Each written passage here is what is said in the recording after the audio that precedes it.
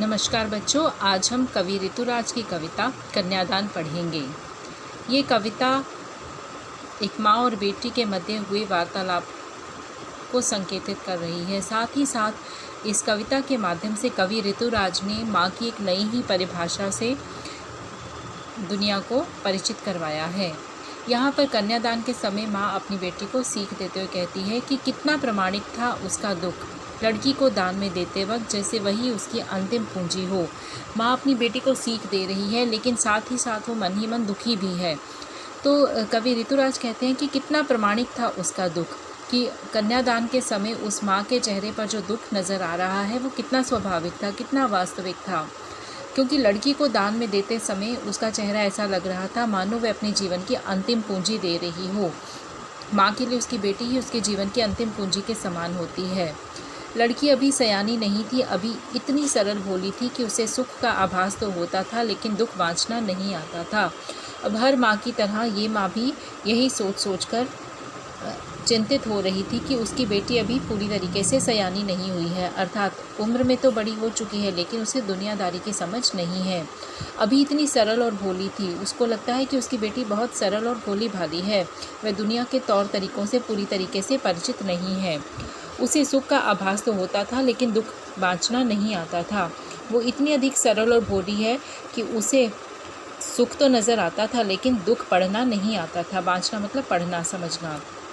माँ को लग रहा था कि वो विवाह के रंगीन सुखों से तो वो परिचित है, विवाह के रूप में जो सुखद जीवन की कल्पनाएं हैं वो उसे सुख का आभास तो दे रही हैं, लेकिन घर गृहस्थी में और बहुत सारी परेशानियां होती हैं और बहुत सारे दुख होते हैं, शायद वो उन्हें पढ़ नहीं पा रही है।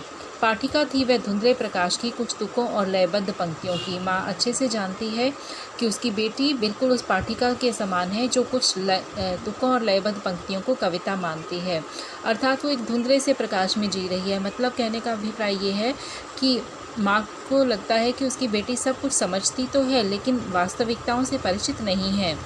माँ ने कहा, पानी में झांककर अपने चेहरे पर मत रीझना। अब इस समय कन्यादान के समय माँ अपनी बेटी को ये सीख दे रही है। वो कहती है कि हे बेटी, पानी में झांककर अपने चेहरे पर मत रीझना, अर्थात विवाह के उपरांत अपने सुंदर और श्रृंगारयुक्त चेहरे को देखकर खुद ही के सौंदर्य में मोहित मत हो जाना। आग रोटियां सेकने के लिए है, जलने के लिए नहीं। और साथ ही साथ मेरी ये बात भी याद रखना कि आग जो है वो केवल मात्र रोटियां सेकने के लिए है, अर्थात खाना पकाने के लिए है, जलने और जलाने के लिए नहीं है। यहाँ पर माँ अप्रत्यक्ष रूप से बेटी को ये सीख दे रही है कि तुम्हारी सुंदरता की तारीफ़ करके तुमसे बहुत सारे कार्य जो है वो करवाए जाएंगे, या तुम्हें एक भ्रम में जो है बांध कर रखा जाएगा, लेकिन तुम कभी भी किसी भ्रम में मत जीना, अपनी जीवन की वास्तविकताओं से जुड़े रहना। और ये भी ध्यान रखना कि आग रोटियां सेकने के लिए है, जलने के लिए नहीं। यहाँ पर माँ अप्रत्यक्ष रूप से अपनी बेटी को ये संदेश दे रही है कि हो सकता है आने वाला समय तुम्हारे लिए कठिन भी हो, लेकिन तुमने उसके लिए अपने आप को तैयार रखना है।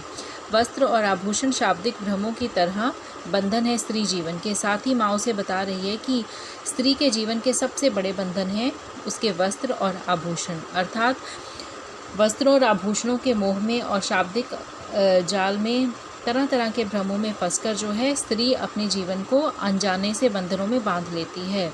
माँ ने कहा, लड़की होना पर लड़की जैसी दिखाई मत देना।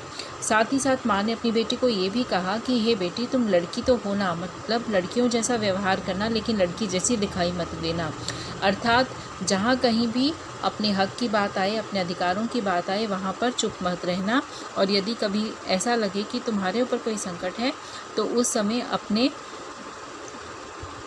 आपको संभाल कर समझदारी का परिचय देना। यहाँ पर कवि ने एक बात कही है कि वस्त्र और आभूषण शाब्दिक भ्रमों की तरह बंधन है स्त्री जीवन के। इन पंक्तियों का अभिप्राय ये है कि स्त्री जो है अक्सर आभूषणों और वस्त्रों के भ्रम में अपने जीवन को बांध लेती है। कहने का अभिप्राय ये है कि ससुराल के लोग उसे खुश करने के लिए तरह तरह के आभूषण और वस्त्र उसे देते हैं। उस समय स्त्री को ऐसा लगता है कि मानो ये लोग मुझसे बहुत अधिक प्रेम करते हैं, लेकिन कहीं ना कहीं माँ ये सीख दे रही है कि ये स्त्री के जीवन के सबसे बड़े बंधन होते हैं, क्योंकि ये स्त्री को अनचाहे बंधनों में बांध देते हैं। साथ ही माँ ने ये भी कहा कि लड़की होना अर्थात हर पल एक लड़की जैसा व्यवहार करना, पर लड़की जैसी दिखाई मत देना। अर्थात लड़कियों में जो एक स्वाभाविक सरलता पाई जाती है और ये माना जाता है अक्सर कि वो कमज़ोर हैं। तो माँ यहाँ पर इस माध्यम से, इस पंक्ति के माध्यम से ये संदेश अपनी बेटी को दे रही है कि तुम लड़की जैसी कमज़ोर कभी भी मत नज़र आना। कहने का अभिप्राय ये है कि लड़की होने के सारे कर्तव्य निभाना, लेकिन कभी भी अपनी कमज़ोरी जो है वो दूसरों पर जाहिर मत कहना।